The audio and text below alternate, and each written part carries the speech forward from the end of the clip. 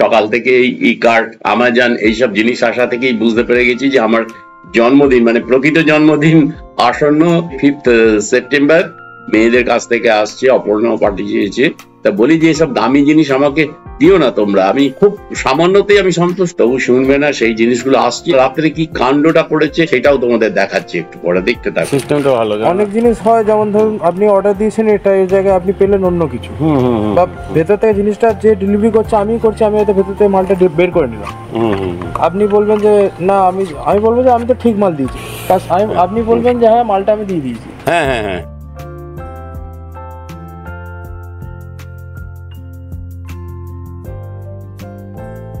Happy birthday to you. Happy birthday to you. Happy birthday to you. কি তুমি happy birthday করছো কেন? তোমার তো হ্যাপি বার্থডে পূজাও।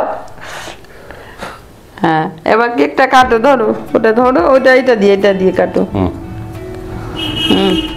কেকটা কাটা হচ্ছে, এটা বাপুজি কেক কাটলে সবচেয়ে ভালো হতো।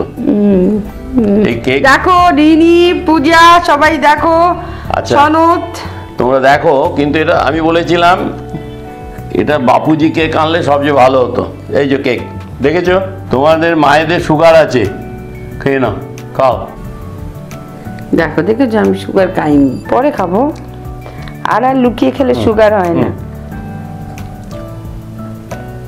তোমরা রাখো। তোমাদের বলি, এইটার মধ্যে যা সুগার আছে এটা আমিও খেতে পারবো না, মাও খেতে পারবে না, আর মা কাউকে দেবেও না। এই জন্য বলেছিলাম একটা বাপুজি কেক আনতে, করে এটা করতে।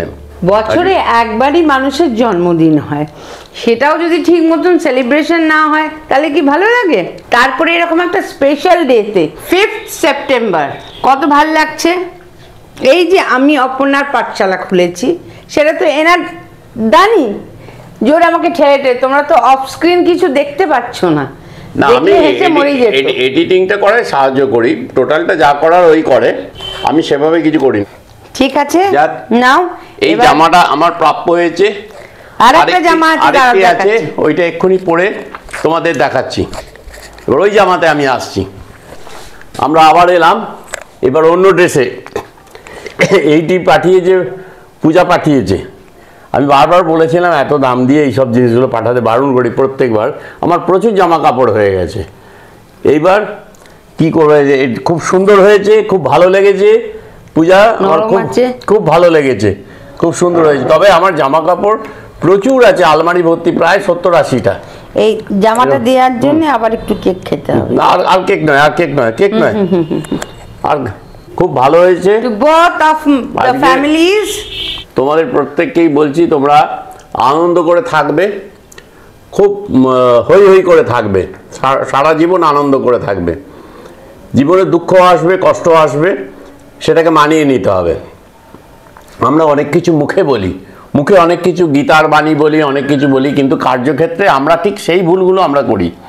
তাই আমার কথা হচ্ছে যে ওভাবে নয়, নিজের কাজের মধ্যে দিয়ে তুমি প্রতিফলন ঘটাও, নিজেরা আনন্দ করে থাকবে। আর জীবনে লস প্রফিট নানা রকম হয়, কখনো মুষড়ে পড়বে না কোনো কিছুতে।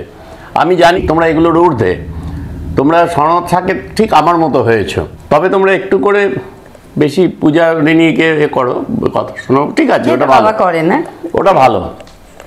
না আমি সেটা আমার বাবা শিখছে তোমাদের কাছ থেকে, আমি করি। স্টাডি রাইডার আবার বেরিয়ে পড়বে, আর অপর্ণার পাঠশালা এবার হবে বাইরে।